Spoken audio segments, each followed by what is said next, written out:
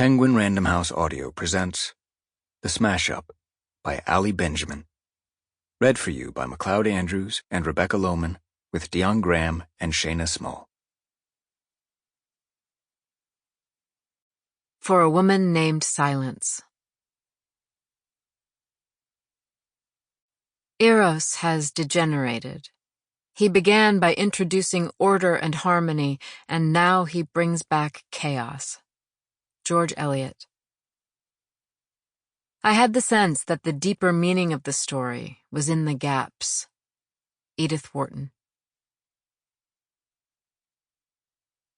Introduction. What happened? Everyone asked the question. Had been asking since the election. They asked while watching the news, that storm of headlines, jump-cut footage of marches and speeches and hand-sharpied cardboard, an endless, swirling blizzard, a siege, really, of protests and counter-protests, action and reaction, people screaming at one another in the street, neighbor versus neighbor, friend versus friend, or too often, friends no more. We were in new territory. People had their limits. What happened? Reporters asked in small-town diners over $7.50 lunch specials. BLTs cut into neat wedges, and Heinz bottles perched like microphones atop scratched Formica tables. What happened?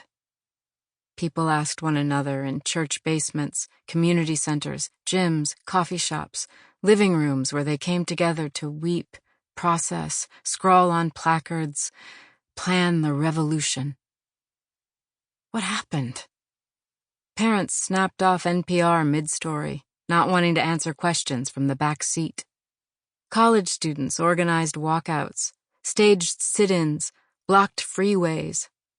A giant inflatable chicken appeared behind the White House lawn, some sort of protest that no one entirely understood. Everything was some sort of protest now. What happened? What happened? What happened? What? Everyone had their answers. And as is generally the case in these situations, everyone's version of the story was a little different. It was impossible. It was inevitable. It was surreal. It was unreal. It was scandal, sea change, enthralling, a coup. It was some bad sort of smash-up. Just the right or wrong elements at just the right or wrong time. Anger and alienation, misinformation and disinformation, resentment and rage, hucksters and hackers, bots and Nazis, literal Nazis, as if they hadn't been the unequivocal villains in every film for the last half-century. For heaven's sake, hadn't these people ever even seen Indiana Jones? It was all of these things. It was none of these things. It made no goddamn sense. That's the point. And the only thing any of us knew for sure was this. On the 8th day of the 11th month of the year of our Lord 2016, our nation, and with it the world we'd known, had turned upside down. Once, a lifetime ago it seems now, I interviewed a geologist. This was in the before the world smashed to pieces, back when we could count on tomorrow unfolding more or less like it had today, which of course was more or less like yesterday and all the days before that. Find something interesting, my editor had told me. He'd said it vaguely, with a wave of his hand. Make geology relevant. The geologist I'd interviewed was athletic and lean, pale as parchment. For 2 hours, she and I sat together in a windowless basement office in the science building of a mid-sized college campus. She explained that the Earth's crust is always in motion, tectonic plates shifting endlessly, like jigsaw puzzle pieces shuffled around a table. The plates move so slowly that changes are largely imperceptible. But sometimes the jagged edges snag. The plates can't get free, so they push against each other, like lovers who can neither separate nor get close enough. Pressure mounts, moment upon moment, decade upon decade. Eventually, the planet cracks open, and nothing is ever the same again. We think of an earthquake as a single moment in time, the geologist told me that day, when in fact, it's a centuries-long event. It happens bit by bit by bit, then all at once. She shared other things in that conversation, that the Americas and Asia will someday be a single landmass, one enormous supercontinent. That our oceans sometimes belch enormous boulders into the open sky. Recently, a stone, 2.5 times the weight of the Statue of Liberty, was hurled from the sea off the coast of Ireland. It sailed hundreds of feet through the air, then landed, to the bewilderment of locals, smack dab in the middle of an open field. But it was the earthquake part that I found myself thinking about in those days of what happened. Bit by bit by bit. Then all at once. That was how it felt. Like pressure we hadn't even noticed building had cracked wide open the ground we'd been standing on. Only after fissures had become chasms did we realize they'd been there all along. Sometimes the people who had been next to us just moments ago were now on the other side of a sharp divide, a canyon no one could cross. It ripped people apart, this thing that happened. That's what I'm saying. It tore entire lives asunder. If you've ever been to Starkfield, you know the post office.